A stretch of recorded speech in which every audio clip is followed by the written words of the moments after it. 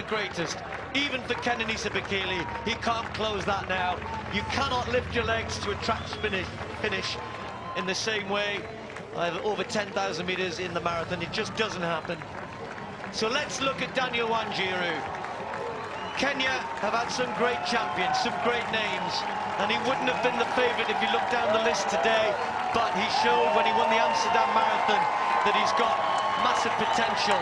His best, he's only going to be just outside it today, is 2 hours 5:21, and sometimes these days people sniff at those sort of times, but that is phenomenal running. And so Daniel Wanjiru, carrying a famous name, the great Sammy Wanjiru, Olympic champion, of course, no longer with us, but Daniel Wanjiru today, it's his day, his race, his London Marathon. He's held off the best, he's held off Kenenisa Bekele, and now he can enjoy his moment, arms aloft. Daniel Wanjiru will win the 2017 London Marathon in fine style. Congratulations to him. Kenenisa Bekele tried his best, tried everything he knew, dug himself out of a bad patch, but it wasn't enough on the day. Has to settle for second spot. Great race between these two. No quarter given, none expected. Wanjiru and Bekele. Not the fastest of London marathons, but what a great race they gave us.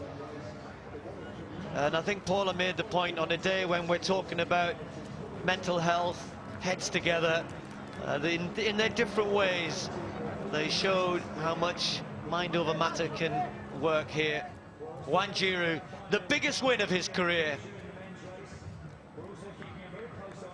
And goodness me, whatever happens in the rest of his life, he'll say, that was the day I beat Kenenisa Bekele. That was the day I held off the greatest. So, there's our winner.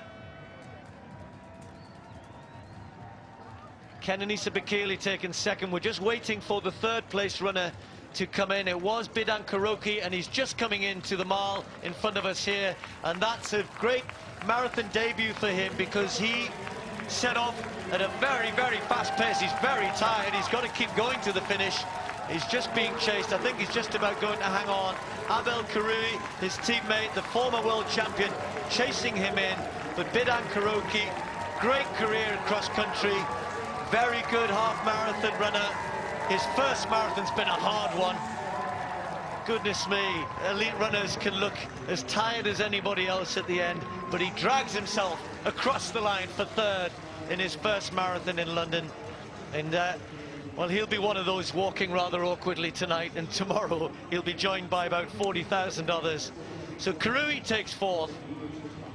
Two tough races today, really tough races. And there's some big gaps again in the men's race, similar to the women's, where even the best in the world, if they go out too hard, if they push too hard early, can pay the penalty.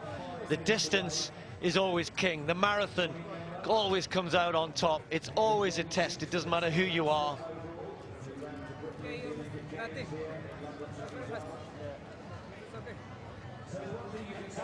So Daniel Wanjiru and Kenenisa Bekele, they looked pretty good at the end, didn't they? Karoki just about staggering to the finish line. Oh, and we're just waiting to see the fifth place runner coming through. I think I'm just trying to see if Gebre Selassie had come through, the youngster, but it wasn't him. Just coming in is Simbu from Tanzania, having a pretty solid run. Paula's happy because she's a big fan of his. He's going to be just outside 2 hours and 9. So Simbu finishing pretty strongly, well done to him. We'll try and give you an update on the British race. It was a bit of a surprise going on there. Robbie Simpson was still leading the British Challenge. Don't forget, only 2 spots available for the British team, because they've already pre-selected Callum Hawkins, who's had such a brilliant year last year and this year. And as they went through 35k, Johnny Mellor and Robbie Simpson In fact, Johnny Mellor had gone ahead of Robbie Simpson at 35k. They were in the leading 2 spots. So there are only 2 spots available for British selection. As we see, Gebre Selassie, the world champion, surprised everybody, didn't he, in the heat and the humidity of Beijing. Ran well in Rio, just missed out on a medal in Rio when he finished in 4th place there, and he's tired today. I'm sure he's got a fast time in him, this guy. Still has only run around 2:7. He just needs to judge his race a little bit better.